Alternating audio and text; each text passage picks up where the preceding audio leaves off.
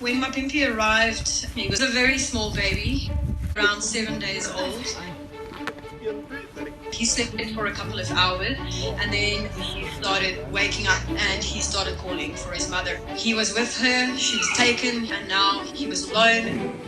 Pimpy did not want to settle at all. He would lie down for 5 minutes and then get up again and start calling for his mother. To minimize stress, we actually blindfold and block the ears. The first few days is extremely stressful and extremely intensive. It's so involved and it's so emotional. You can just imagine how stressful it must be for this little young animal that has lost everything in its life. Luckily for my Pimpy, because he was so small, he accepted us fairly quickly. Within just a few days, he wanted to be close to us all the time. And after he started feeling better, you could see that little twinkle in the eyes. What?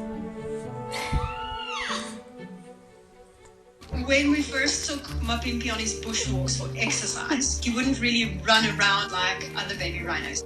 And then one day he decided that he's gonna run and he started bolting up and down. Unfortunately for my Pimpy, he was a very clumsy little rhino and he kept tripping over and he would jump up quickly and pretend that I really wanted to do that. I wanted to step in that hole and fall down. Once they start playing, you just want to high-five everyone around you because you've achieved the next step in this whole process. And that's getting this baby happy again.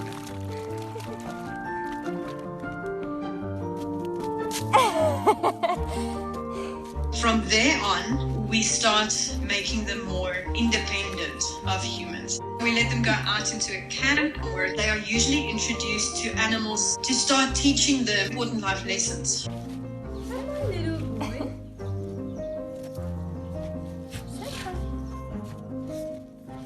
This is very rewarding, knowing that you could contribute to saving a species. I can remember when I was a little girl, that's all I wanted to do. It's tough, it's long-houred, it's emotional, but it's definitely a rewarding job.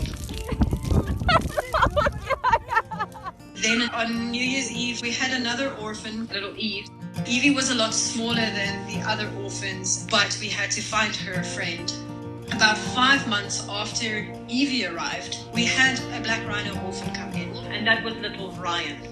Black rhinos are loners. They're more antisocial than white rhinos, but Ryan needed a friend at the orphanage as well. Within about 2 days, little Eve and Ryan became friends.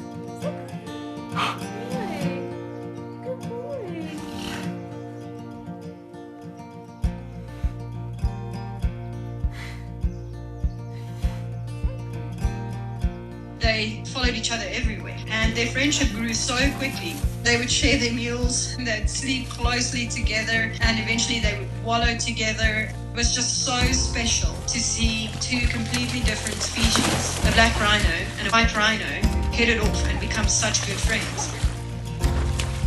Evie is still under 2 years old. Ryan is close to 2 years old, so they've got quite some way to go before they are actually ready to be released. They have to be old enough to defend themselves, usually between the age of 4 and 5 years. We don't send them back if we're not sure that it's safe. I'm gonna miss spending our nights with my Pimpy, little Eve and Ryan. It's bittersweet when they enter the next stage and you have to break the bonds, but even when we say goodbye to one, we always have another baby come in.